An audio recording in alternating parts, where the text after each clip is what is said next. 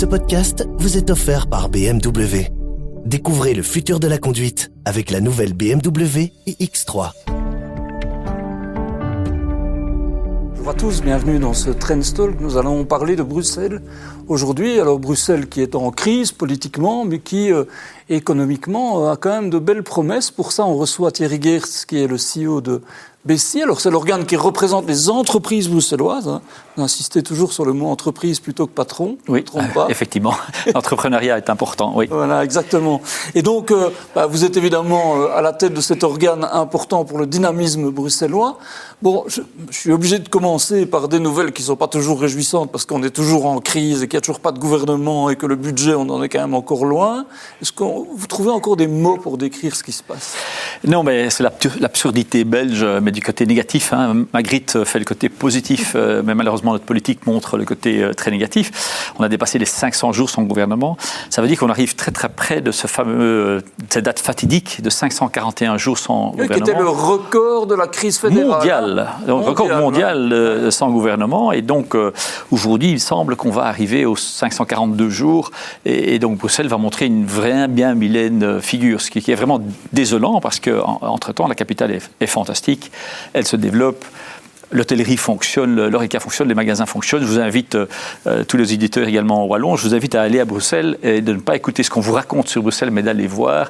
Il y a de la culture, il y a des chouettes choses de shopping pour les fins d'année, il y a une économie florissante, il y a des parcs, il y a des gens sympas, il y a une multiculturalité absolument incroyable, 180 nationalités qui ne se tapent pas dessus quand même. Donc au niveau exemple mondial de démocratie, Bruxelles est assez phénoménal et donc il faut arrêter de dire toutes ces choses abominables.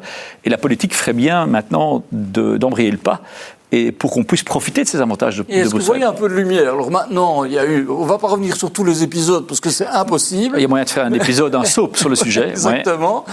Mais donc là, pour le moment, il y a eu des discussions qui se limitaient à l'aspect budgétaire. Bon, maintenant, on est déjà sorti, ça s'est élargi un petit peu.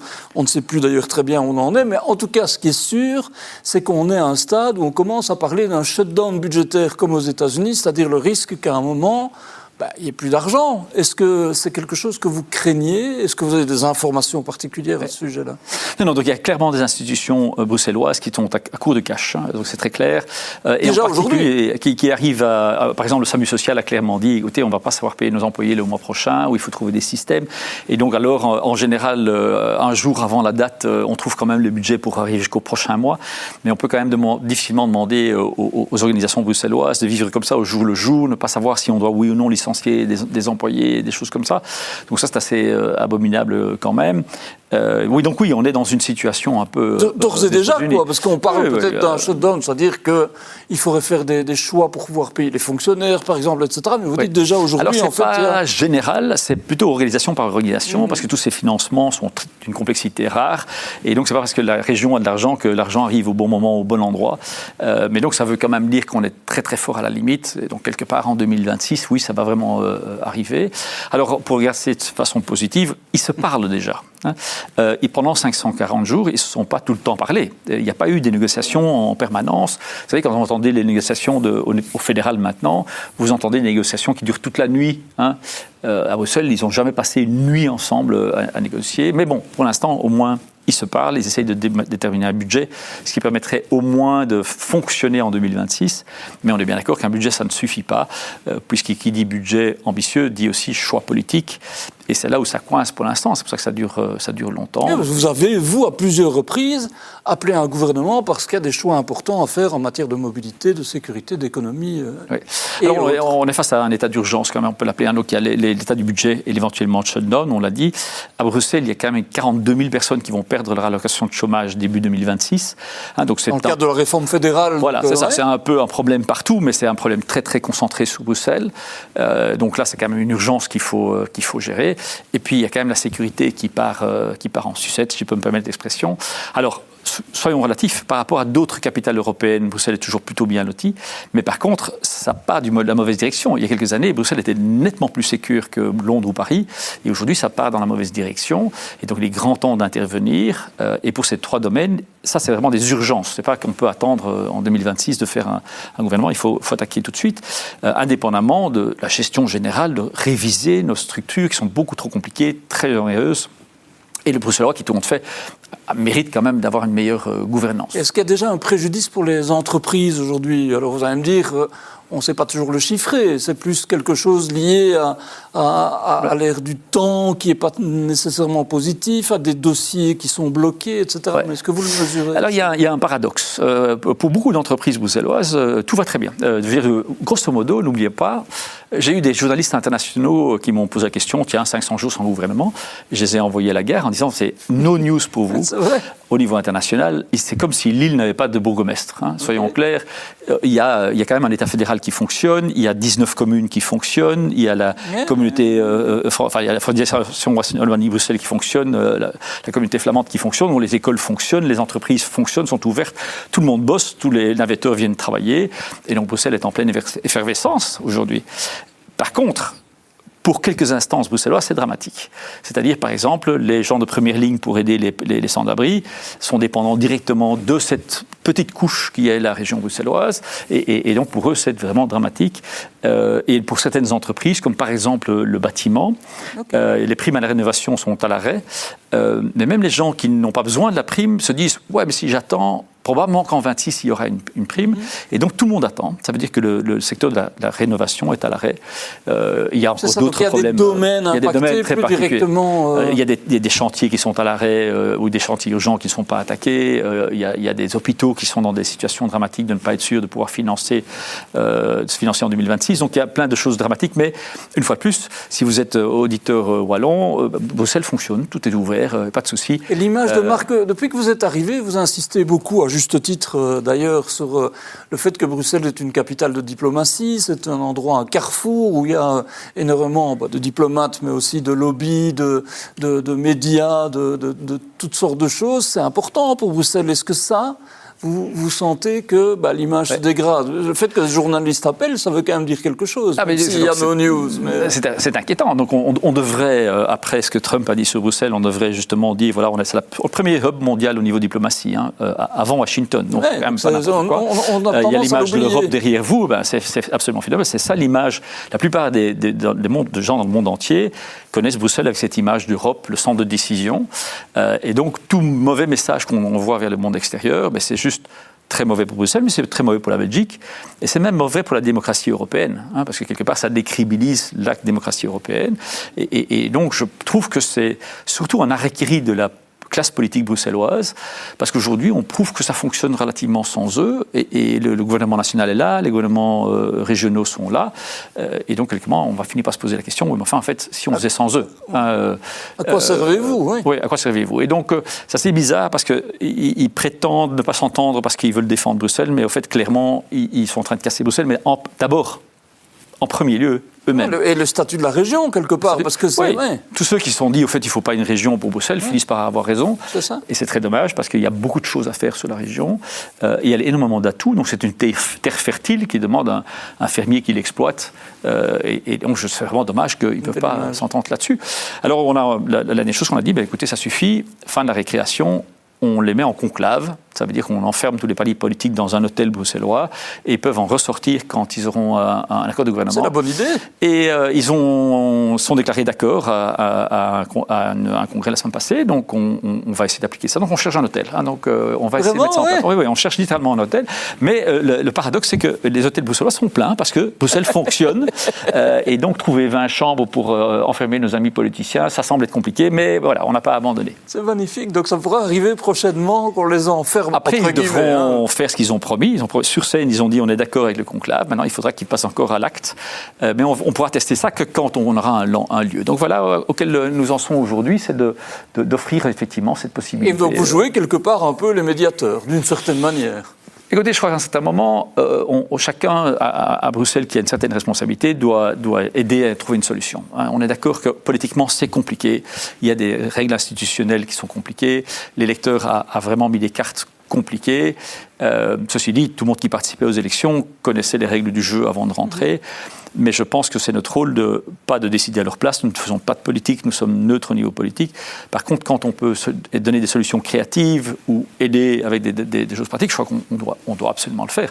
Moi, j'ai dit je ne quitte pas le territoire belge tant qu'il n'y a pas de gouvernement. Et je n'ai pas quitté le territoire belge depuis qu'il n'y a pas de gouvernement. Et j'ai bien l'intention de rester ici. Je trouve que c'est ma responsabilité. Je ne comprends pas qu'il y ait des élus politiques qui partent en congé aujourd'hui ou qui partent à l'étranger aujourd'hui ou qui vont à des missions internationales. Je suis désolé, aujourd'hui, le problème numéro un pour ceux qui s'occupent de Bruxelles, une fois de plus, pas pour les visiteurs, les touristes, les gens qui font faire du commerce, mais pour les gens qui s'occupent de politique, qui sont impliqués là-dedans, il n'y a qu'une priorité, c'est d'avoir un gouvernement à bord. Alors, vous êtes arrivé à Bessy, c'était il y a 2 ans maintenant ou... 1 an et demi, c'est pas encore 2 ans. Non. 2 ans. Vous avez changé un peu l'image de marque de Bessy, avec un logo qui fait un peu Expo 58, je trouve. Enfin, je ne sais pas si c'est ça l'inspiration. C'est l'inspiration, oui. Voilà. Mais avec quoi comme volonté? C'était de redorer le blason, il n'était pas terni, mais je veux dire d'insuffler une vraie dynamique à l'organisation. Ouais. Alors, Bessy existe depuis 300 ans, donc on existe depuis avant la Belgique. Vous êtes un des piliers, quelque part, du monde patronal des entreprises, de l'entrepreneuriat. Ouais. Voilà, donc j'ai pris la responsabilité il y a 1 an et demi. Ça veut dire pas de tout chamballer, parce qu'il y a quand même une historique qui est belle, mais aussi la façon de vivre pendant 300 ans, c'est pas de faire toujours la même chose, c'est de se réinventer.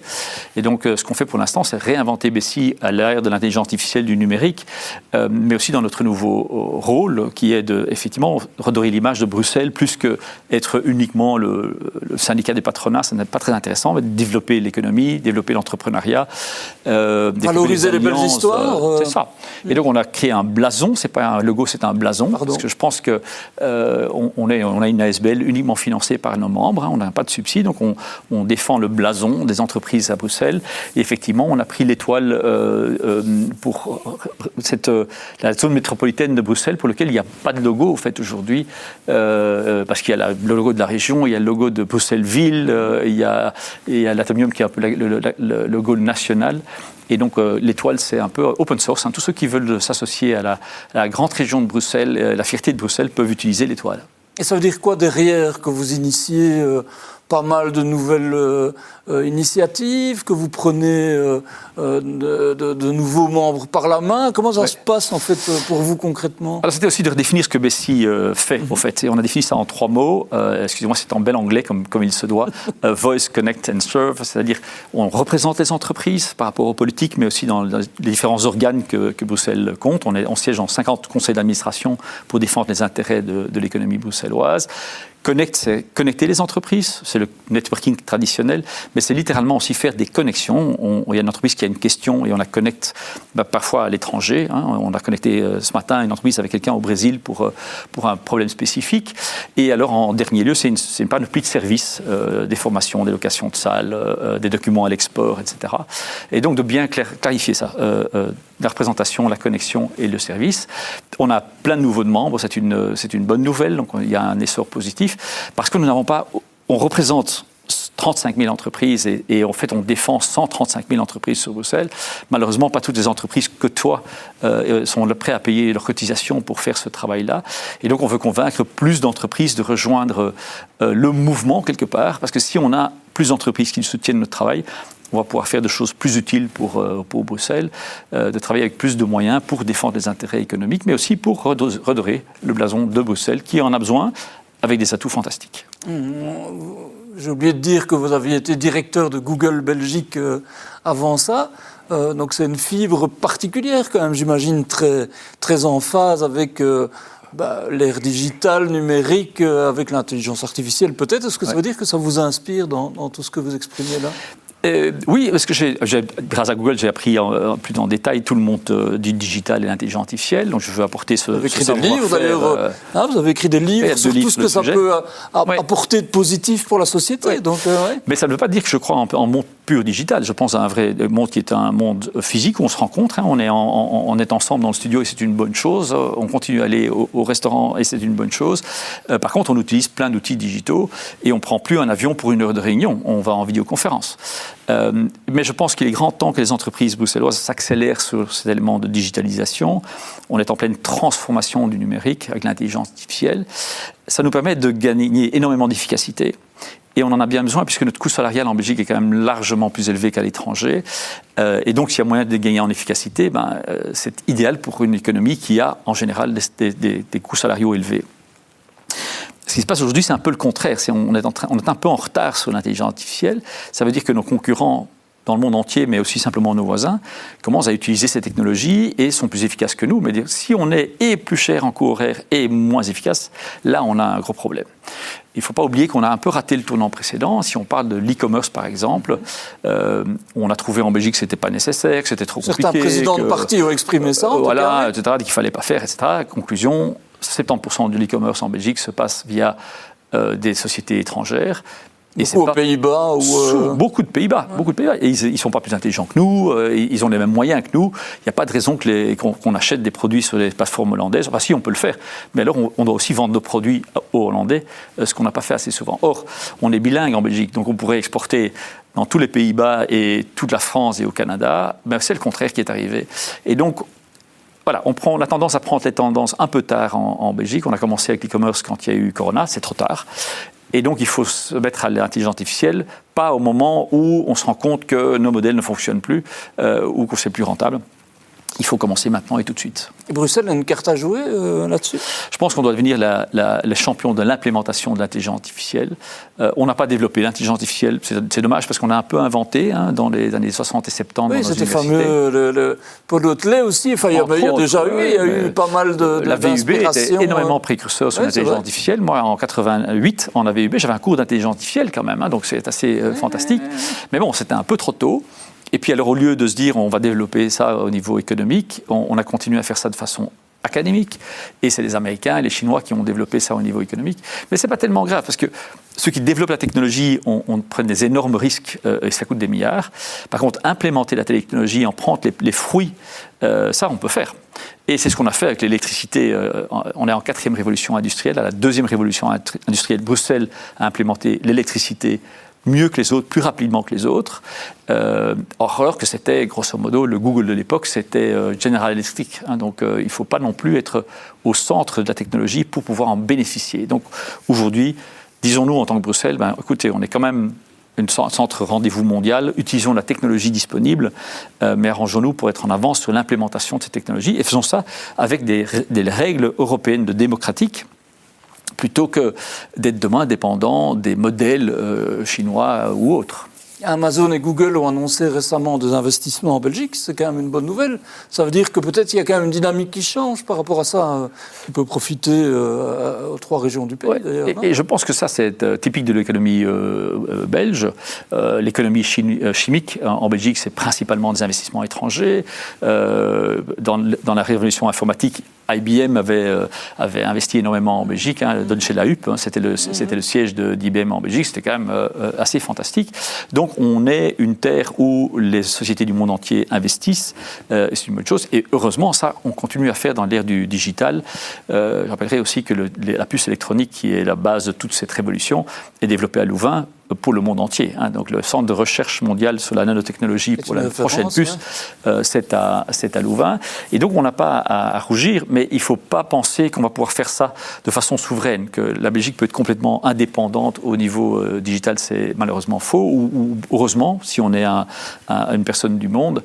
Mais en tout cas, c'est une bonne chose qu'ils investissent en Belgique, à condition qu'on investisse nous aussi dans cette révolution. On doit aussi moderniser nos entreprises à nous, que toutes les entreprises bruxelloises et belges commencent à implémenter l'intelligence artificielle pour bénéficier des avantages, pas uniquement d'avoir les centres de data chez nous. Ça ne suffit pas. Vous avez une expertise dans ce domaine-là. Alors, je m'éloigne un tout petit peu de Bruxelles, mais juste parce qu'on en parle beaucoup pour le moment du fait qu'à la fois il y a des capitalisations énormes dans des grandes entreprises, surtout américaines malheureusement, mais certains disent aussi que ça pourrait être une bulle, en fait, l'intelligence artificielle. On a des développements qui ne sont pas toujours à la hauteur de ce qu'on attendait, etc. Est-ce que vous avez une opinion à ce sujet-là ? Alors, c'est très important de voir qu'il y a 2 intelligences artificielles différentes. Il y a la traditionnelle, qui est standard depuis 2010, 2016. Et alors l'intelligence artificielle générative, qui est le ChatGPT, OpenAI, ce genre de choses-là. Honnêtement, je crois que la deuxième est une bulle. Ah oui. Mais attention aux bulles. Hein. Donc, on a eu la bulle du dot-com en 2000-2001. Ça ne veut pas dire que toutes les entreprises dot-com ont disparu. Google est un bon exemple qui a très très bien survécu à la crise du dot-com. Il y aura un écrémage, quoi. Un écrémage.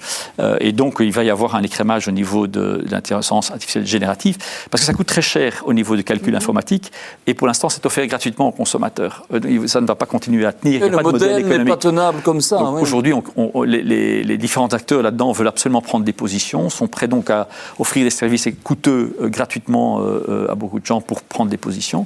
Ça ne va pas tenir. Donc, ou bien vous allez payer un abonnement très très cher pour utiliser ce genre de système à l'avenir, et donc ça va créer une bulle, à mon avis, mais qui, à mon avis, aura moins d'impact sur l'économie réelle, puisque c'est des entreprises relativement riches qui investissent dans ces domaines. Si elles ratent un peu un modèle, ça ne va pas tuer le modèle en tant que tel. Alors que les entreprises dot-com de 2000-2001, c'est des entreprises qui faisaient de la perte. Et donc, dès qu'il n'y avait plus de capital disponible, elles faisaient faillite, alors que je ne pense pas que Microsoft va faire faillite demain, parce que même si OpenAI et leur copilote fonctionnent moins bien. Donc, il n'y a pas de gros risques sur l'économie réelle, mais il y a clairement une bulle pour l'instant, ou en tout cas, il y a une overhype. Et est-ce qu'il y a un impact sociétal attendu ? Les experts se divisent souvent sur ça va faire disparaître les emplois des cols blancs, ça va révolutionner quand même pas mal de choses. Est-ce que là, ça aussi, ça va quelque part retrouver une mesure plus... Mais là, j'en veux un peu à nos amis des médias. Hein. On fait toujours on crée des hypes en fantastique. Donc, en novembre 2022, tous les médias disent ChatGPT a eu 100 millions d'utilisateurs en un mois, ça va révolutionner le monde, vous ne serez plus là pour présenter l'émission. Il n'y a plus de CEO, les étudiants vont plus étudier. Ouais. Et puis on constate 3 ans plus tard, parce qu'on est à 3 ans de ce lancement-là, que le monde n'a pas changé, franchement. Hein. Il y a certains domaines dans lesquels c'est appliqué, ça n'a pas tué d'emploi pour l'instant, ça a changé des choses. Il y a quelques étudiants en médecine qui trichent, mais grosso modo, ça n'a pas changé notre vie de tous les jours. Mais il ne faut pas se tromper. C'est une technologie qui, à long terme, sur 10-15 ans, change fondamentalement les choses.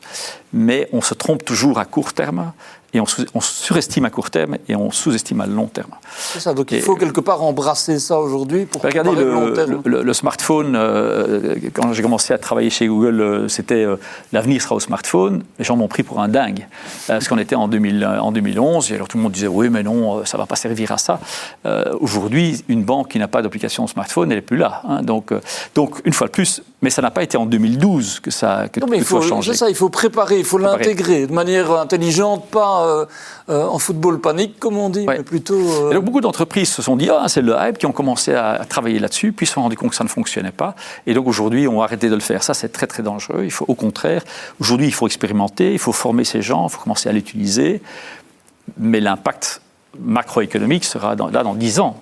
Mais vous ne voulez pas commencer au moment où tout le monde le fait, parce que là, vous êtes le dernier et vous ratez une fois de plus, c'est l'exemple de l'e-commerce. Il ne fallait peut-être pas commencer en 1995, l'e-commerce, mais Amazon a commencé en 1995 quand même, hein, mais c'était peut-être un petit peu tôt. Par contre, attendre la crise du corona pour commencer en e-commerce, c'est trop tard. Et donc, on est dans le même phénomène. J'invite toutes les entreprises aujourd'hui à utiliser l'intelligence artificielle traditionnelle qui est tout à fait rentable, qui n'est pas un hype, qui est une technologie qui fonctionne, prouvée et super efficace, et d'expérimenter avec l'intelligence artificielle générative, avec lequel il y a encore plus de projets qui ratent qu'ils ne réussissent. Hein. Donc on est encore dans une phase d'expérimentation. Alors, je reviens à Bruxelles. Est-ce que Bruxelles peut être une ville de start-up, d'innovation, etc. Je lisais récemment une étude qui a été faite par l'Union des classes moyennes, l'UCM, qui disait on s'oriente de plus en plus vers une économie de freelance, d'indépendants, alors parfois un peu contraints, forcés. Ça se situe où, Bruxelles, aujourd'hui ? Est-ce que l'horizon et le souhait, c'est d'avoir des start-up et de l'innovation, mais la réalité, c'est plus celle d'une économie de freelance aujourd'hui ?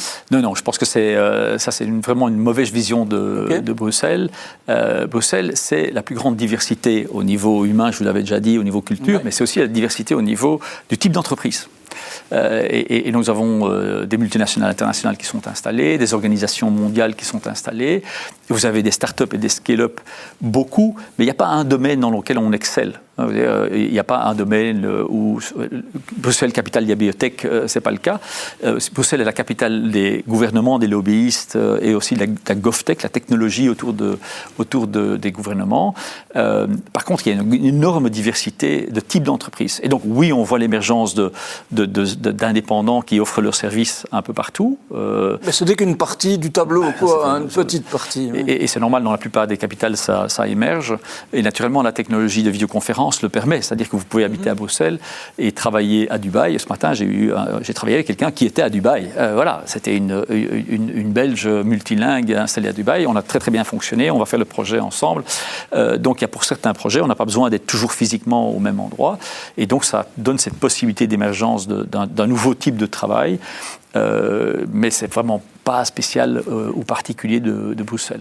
Mais les start-up, l'innovation, ça, c'est quelque chose sur lequel vous comptez. Il y en a plein. Donc, on a toujours un net positif. Le Bruxelles on dit souvent que les jeunes trentenaires qui veulent abandonner la voiture, vivre une autre vie, en fait, se retrouvent bien dans un modèle comme celui d'une capitale. Ils adorent Bruxelles. Ils viennent à Bruxelles de loin. Vous savez, quoi qu'on en dise, Bruxelles, pour habiter, c'est quand même relativement bon marché pour une capitale. Donc, c'est un drame parce que comme on a une population assez pauperisée, celles-là ont dur à se loger, mais pour un employé normal, on habite bien mieux que les gens qui habitent à Paris ou à Londres. Hein, donc, soyons clairs. Donc, je connais des Parisiens qui sont venus travailler à Bruxelles et qui ne quitteront plus jamais parce qu'ils disent...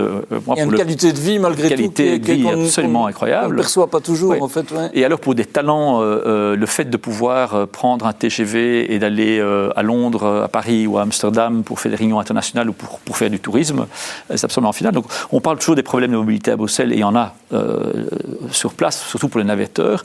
Par contre, mobilité de Bruxelles en général, quand on habite Bruxelles, pour joindre toutes les autres capitales européennes, est absolument phénoménal. Vous dépensez comment, vous ? Moi, je me prends énormément les transports en commun à Bruxelles. Ils fonctionnent bien ou très très bien. Et donc, quand on peut profiter des trams et des métros à Bruxelles, où je marche beaucoup aussi. Tout compte fait, Bruxelles n'est pas une ville avec des énormes distances. C'est le multimodal, quoi. Vous utilisez tout un peu en fonction des besoins. Oui, de temps en temps, parfois il faut utiliser sa voiture et avec une voiture électrique, ça fonctionne très très bien. Mais donc, je pense que tout le monde doit devenir multimodal aujourd'hui. Et il y a une partie de mobilité à Bruxelles qui fonctionne donc très très bien. Thierry Geerts, alors, vous l'avez dit, très au chevet de la situation bruxelloise, avec un conclave à venir, et en tout cas où vous êtes attentif à ce qui se passe sans faire de politique, on l'a bien compris. Il y a un autre niveau de pouvoir où ça coince un peu aussi, c'est le fédéral. Bardo-Wever a reçu un délai pour faire atterrir le budget, il y a des réformes qui sont en suspens, etc. Comment vous voyez ça ?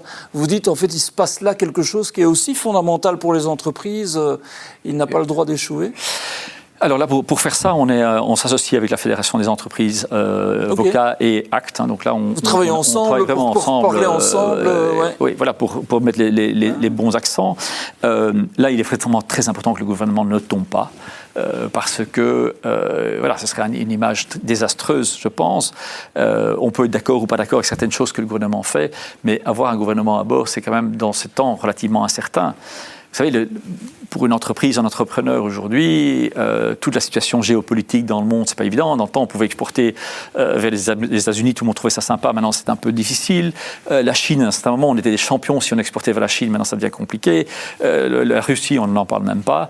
Et donc, les entreprises qui veulent faire du business international ont plein d'incertitudes. Il y a quand même l'Europe qui pose plein d'autres questions et de complexité. Rajoutons pas un niveau de complexité à ça. Il faut une stabilité, il faut des gouvernements qui gouvernent. Et il vaut mieux un gouvernement avec lequel on n'est pas trop d'accord que pas de gouvernement. Pas de gouvernement, ça crée la situation bruxelloise. Et dans un moment où le populisme monte quand même de façon inquiétante en Belgique et en Europe, la meilleure façon de faire monter le populisme, c'est de ne pas avoir de gouvernement, naturellement. C'est le grand problème de la harakiri politique bruxelloise, c'est que ça va faire monter les partis des extrêmes, et ça va faire que le gouvernement prochain est encore plus difficile à former. Donc si le gouvernement devait tomber maintenant et qu'on va aux élections, le prochain gouvernement qui doit être formé, il sera encore plus compliqué à former. Donc il faut qu'ils s'entendent aujourd'hui avec l'équipe qui est sur place. Quel est votre moteur pour être optimiste? On sent que vous l'êtes, hein. En tout cas, optimiste ou volontariste. Hein, ouais. les deux mots sont je m'appelle possibiliste. Hein, et, il faut pas les deux, absolument. Donc, je ne dis pas que tout va être rose demain, mais je pense qu'en croyant qu'on peut faire les choses roses, on réussit. Vous savez, si vous êtes persuadé que tout va aller mal, c'est un self-fulfilling prophecy. Ça va fatalement aller mal. Et on induit forcément ce qui va arriver. Voilà. Ouais. Alors que si vous dites, non, il y a moyen de résoudre ces problèmes-là, l'être humain est assez phénoménal. C'est-à-dire qu'on commence à y croire et on parvient, grâce à ça, à inspirer d'autres personnes pour le faire arriver et on fait avancer les choses. Vous savez, avec Bessie, on a fait une transformation aujourd'hui. En un an de temps, on a transformé énormément de choses. Tout le monde m'a dit, mais ça ne va pas marcher en un an. Eh bien, en ayant l'inspiration, en motivant l'équipe, en travaillant ensemble et en s'associant avec des partenaires, on sait faire en un an de temps énormément de choses. Et donc, ce n'est pas uniquement Bessie, c'est, à mon avis, la Belgique et la démocratie européenne. Mais il faut d'abord croire en soi-même et croire en la force. Et donc, croyant d'abord dans la force de notre démocratie, se rendant compte à quel point on vit quand même mieux que... Vous voulez aller habiter aux États-Unis, en Chine ou en Russie, vous pouvez y aller. Moi, je ne pars pas. Je pense qu'on a un modèle à défendre ici. Tout n'est pas parfait, mais bon, ça, c'est la société est comme telle. Donc, si le Belge pourrait commencer à arrêter de voir toujours les problèmes sans voir ce que nous avons en Belgique, on a une sécurité sociale, on a un système qui fonctionne bien, on a une économie qui fonctionne excessivement bien. Il faut préserver ça. Il faut en être fier. Et il faut l'adapter au temps d'aujourd'hui, donc l'adapter à la technologie moderne et à la réalité du terrain aujourd'hui. Voilà, des beaux messages pour terminer. Merci beaucoup Thierry Geerts. Avec grand plaisir. Merci à tous d'avoir suivi Sun Trends Talk. Vous avez certainement retiré beaucoup de choses inspirantes et vous avez entendu que peut-être qu'à Bruxelles, on va enfermer tout le monde et que ça se pourrait trouver une solution. On en serait tous ravis. Merci à tous et à la semaine prochaine. Ce podcast vous est offert par BMW. Découvrez le futur de la conduite avec la nouvelle BMW iX3.